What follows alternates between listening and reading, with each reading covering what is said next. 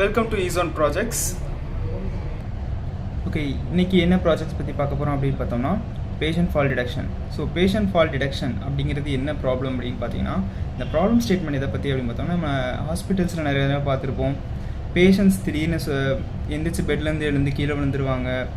அது போக வீட்டில் நம்ம பார்த்துக்கிறவங்க, இப்போ வயசானவங்க இருக்காங்க அப்படின்னா ஹாஸ்பிட்டல் பெட்டில் இருந்து கீழே விழுறவங்க, திடீர்னு ஏதோ ஒரு அன்கான்ஷியஸ் ஸ்டேட்டுக்கு போயிட்டுருவாங்க. திடீர்னு எந்திக்கும் போது சடன் பிளட் ட்ராப் ஆகும்போது அவங்க கான்ஷியஸ் லெவலில் இருந்து எந்திக்கும் போது கீழே விழுந்துருவாங்க. ஸோ இப்படி ஆகும்போது என்ன ஆகும் அப்படின்னு பார்த்தீங்கன்னா, அவங்க திடீர்னு இன்ஜுரிஸ் ஏற்படுறதுக்கான வாய்ப்புகள் அதிகமாகவே இருக்குது.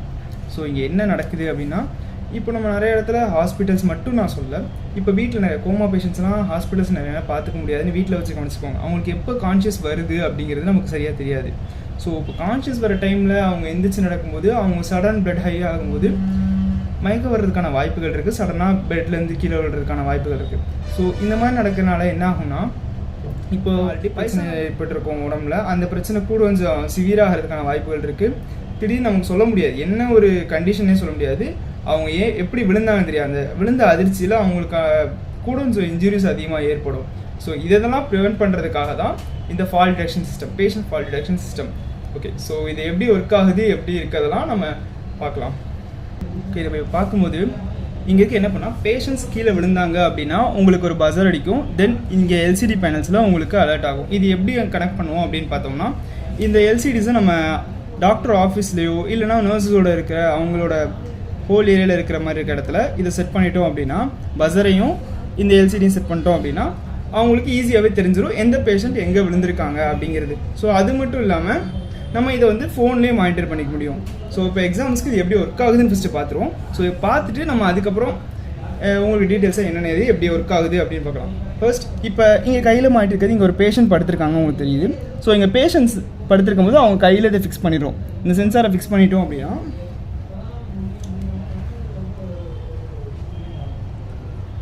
ஸோ பேஷண்ட் கையில் இப்படி சென்சாரை ஃபிக்ஸ் பண்ணிட்டோம் அப்படின்னா, இப்போ பேஷண்ட்ஸ் வந்து சடனாக ட்ராப் ஆகுறாங்க. ஸோ இப்படி கீழே விழுந்துட்டாங்க அப்படின்னா உங்களுக்கு பார்த்தா தெரியும், இங்கே பஸர் அடிக்கும். உங்களுக்கு இதுலேயும் பார்த்தா தெரியும் பேஷண்ட் டிடெக்டட், பேஷண்ட்டோட ஐடி அங்கே காமிச்சிடும் உங்களுக்கு, இந்த பேஷண்ட் விழுந்துட்டாங்க அப்படிங்கிற மாதிரி.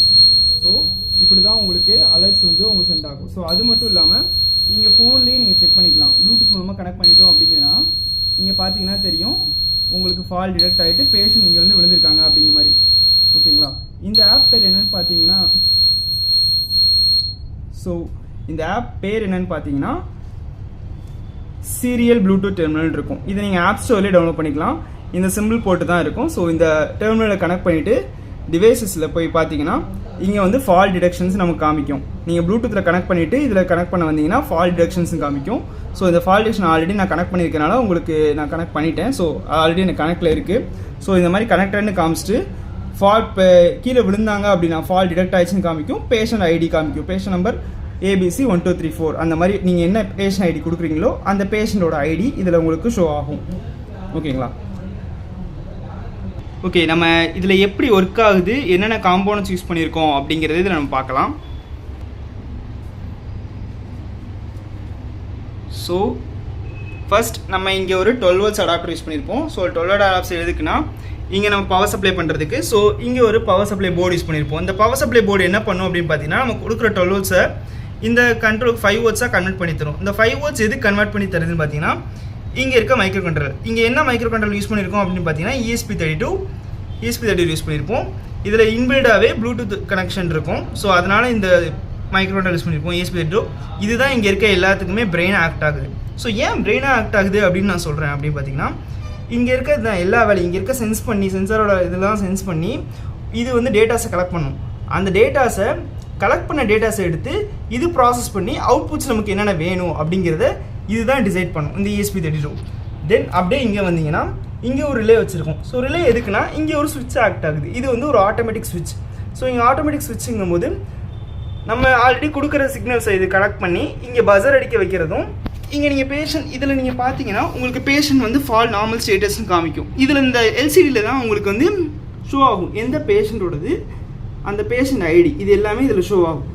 இப்போ பார்த்தீங்கன்னா காத்துனா உங்களுக்கு பேஷண்ட் ஐடி தெரியுதா, ஃபால் டிடெக்ட் ஆகிட்டு பேஷண்டோட ஐடி காமிக்கும். ஸோ இங்கே பார்த்தீங்க அப்படின்னா நம்ம இங்கே ஒரு சென்சார் யூஸ் பண்ணுவோம். இது ADXL 345 சென்சார், ஆக்சிலோமீட்டர் சென்சார்னு சொல்லுவோம். இதுதான் பேஷண்ட் கையில் நம்ம ஃபிட் பண்ண போகிறது. ஸோ இங்கே ரெட் எல்இடி லைட்ஸ் இருக்கும். இது எதுக்குன்னா அலர்ட் தர்றதுக்காண்டி.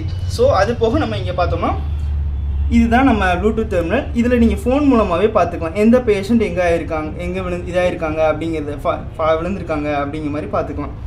ஸோ இப்படி தான் இந்த ப்ராஜெக்ட்ஸ் ஒர்க் ஆகுது. இது எங்கெல்லாம் அதிகமாக யூஸ் பண்ணும் அப்படின்னு பார்த்தீங்கன்னா, நார்மலாக ஹாஸ்பிட்டல்ஸில் நிறைய இடத்துல யூஸ் பண்ணலாம். ஸோ ஹாஸ்பிட்டல்ஸ் போக இந்த கோமா பேஷண்ட்ஸை வீட்டில் வச்சு பார்த்துக்கிறவங்க இந்த மாதிரி இடத்துலையும் நம்ம யூஸ் பண்ணிக்கலாம். ஸோ இது வெல் எஃபிஷியன்ஸாக இருக்கும். So thank you for everything.